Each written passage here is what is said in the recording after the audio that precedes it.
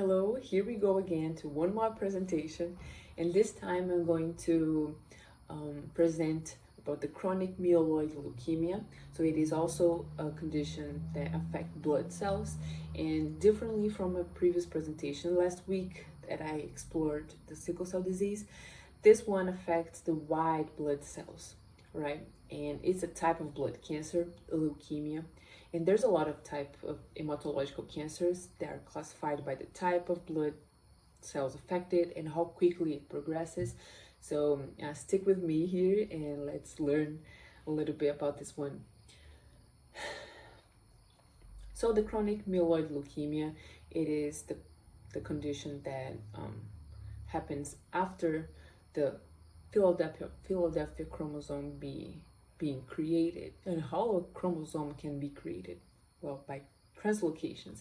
And curious fact, this Philadelphia chromosome was the first translocation identified in leukemia. So interesting part. But basically it is the junction of two different chromosomes. And who are our main characters here?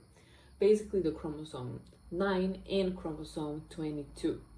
They are involved in specifically these regions here, 9q34 and 22q11.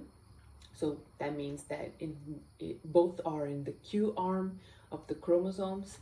So what happened is there's a DNA double strand break. So both strands are broken. So the chromosome loses a little bit of its part. So it is a process fairly common, but our cells have mechanisms to solve this problem. One of the ways to solve this problem is a non-homologous end joining, which means that the both ends are just joined together, right?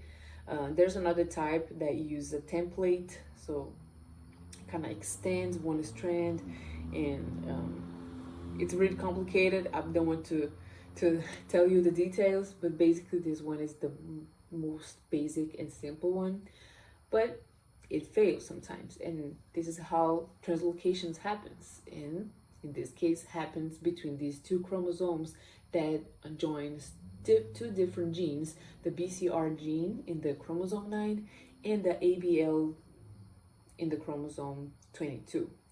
They both create a new chromosome, the Philadelphia chromosome, and raises a problem. And the chromosome 9 gets an extra part, so it gets longer. So as you can see in this histological cut, there's abnormal white blood cells that grows a lot, really a lot. And a couple of the symptoms that happens here is weight loss, fever, frequent infections, because our white blood cells are involved in our immunological system, so it makes sense.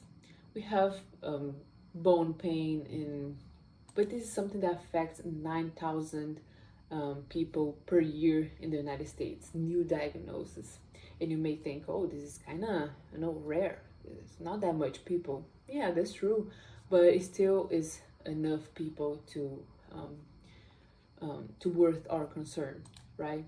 In this epidemiology table, you can see that it's not a problem exclusive of the United States, of course, but something that I want to call your attention is by the median age, right?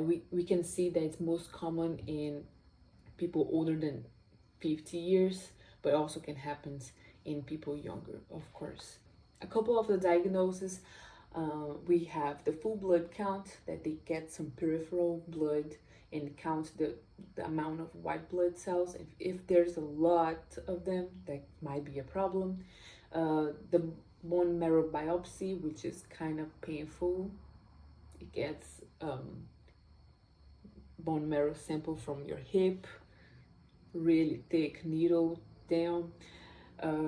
There's also cytogenetic analysis, so we will analyze your karyotype and look for the Philadelphia chromosome.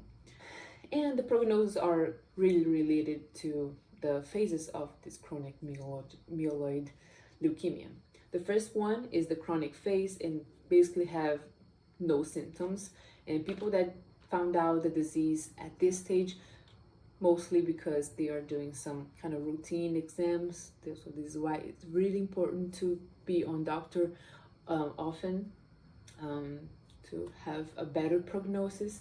And there's also the accelerated phase that presents the symptoms that I mentioned before. And about the treatments, we have the tyrokinase inhibitors that will block the activity of this enzyme called BCR-ABL, also stem cell transplant, which raises some problems because we need to find a compatible donor, targeted drug delivery, so we have something more specific, and also forgot to put here, but also chemotherapy. And for resources for patients, I found out these two institutions, Leukemia Lymphoma Society and Leukemia Foundation, so please check that out to have more details. Yeah, so that's it. Thank you for your time, for watching, and here are my references. Again, if you have further questions, please engage in our conversation or send me an email if you want to know more about my resources, or if I have further ideas or thoughts.